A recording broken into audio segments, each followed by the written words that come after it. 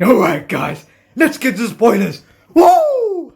NSYNC and Deadpool, no one saw that coming. One of the greatest MCU intros ever, period.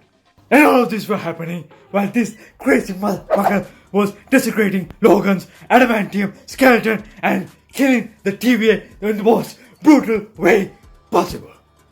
Fuck! The dance moves, epic! The best part of this movie is when Deadpool is going through all the multiverses finding Wolverine variants to replace an anchor being.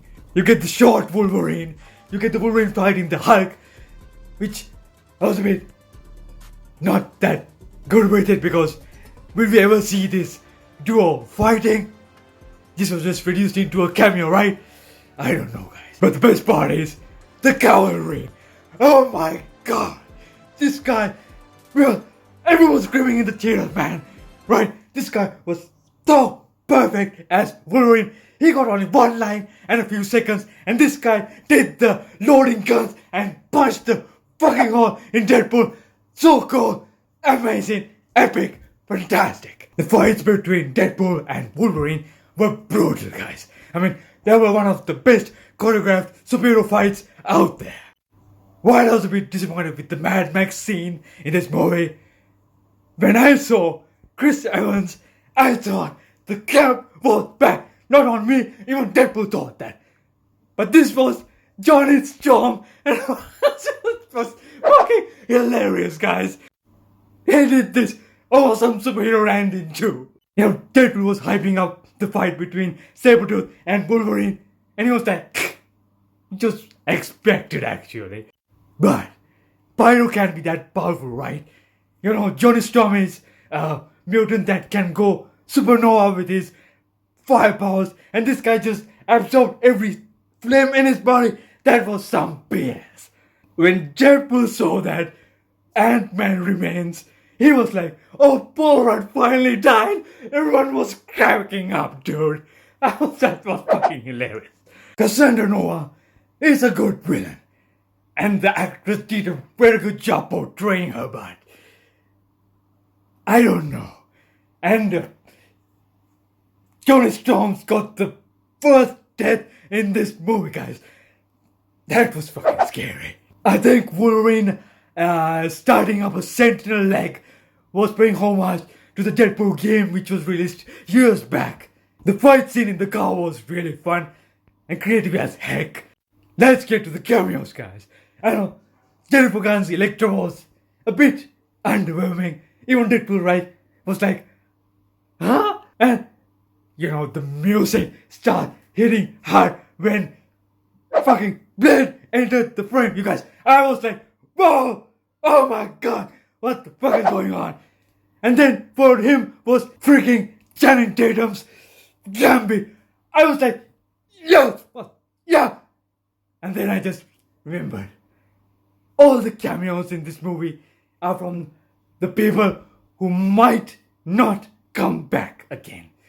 And I think Gambit was a bit cheapened with this reveal, guys. I can't help it. We can clearly see that Channing was working with his, is it French? No, it is French accent. And, you know, everyone was really comparing him to the animated Gambit because that guy is sexy as hell with his voice. And even Deadpool was taking jabs at the dialect coach. Right? He deserves a solo movie, guys. I don't know if he'll be back. Okay? And this guy even had the animated suit. The costume was, damn. Shit. But Wesley Snipes' Blade deserved a better appearance, guys. I mean, I was really hyped up, but they could have just fought a bunch of vampires trying to retrieve something. Okay? But the fight scene in that Ant-Man prison thingy, and it felt like it was cramped in and not that serious. And Cassandra like changing her mind and suddenly wants to destroy reality, and it was just bad writing, guys. They could have done a better job with the story. I really love the kind Deadpool. It should be Kindpool or something. That guy doesn't have a healing factor. man. It was fucking hilarious. Then Dogpool was adorable. The Deadpool variants were really interesting. And that was the best fight scene in this movie. No cap. And when Logan put his mask out of nowhere, then he became the real Wolverine, guys. With those white eyes. Really badass. There's something when he smiles with the mask on, like, it gave Daredevil vibes. And I wish they could have done Daredevil instead of Elektra. Especially Ben Affleck's Daredevil. I would have been really excited. I think involving the TVA was what fucked up this movie actually, because they wanted to connect it with the MCU. And there was one scene when Deadpool literally broke the fourth wall by smashing his head in. Right, that was awesome and all. And he was taking his regular jabs even at Marvel. But damn, the story was weak, guys. The story was fucking weak. And if it's not for Hugh Jackman's heart part, the ending would have been so underwhelming. You know what happened when I saw that? I went to church the other day and hit the gym immediately. Because that guy was ripped. Maybe roids, but still ripped. The shawarma scene at the end was pretty funny. And this guy was like, do you know the Avengers actually discovered shawarma? But the real ending with Wolverine and Weapon 11 and everyone together having a meal felt a bit cheap. I mean, Wolverine would never join in. Like, he's a really hard man to get into a team's life. Okay, I think it have left it when they were parting ways after having that trauma. Was this movie really good? Yes, it was, and it was every fucking penny.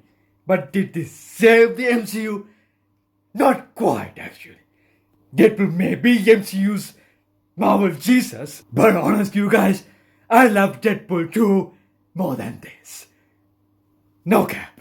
This movie certainly helped to bring Marvel back, but not completely. Guys, this movie is worth watching in IMAX, but remember, I went in as Bruce Wayne and came out as Broke Wayne.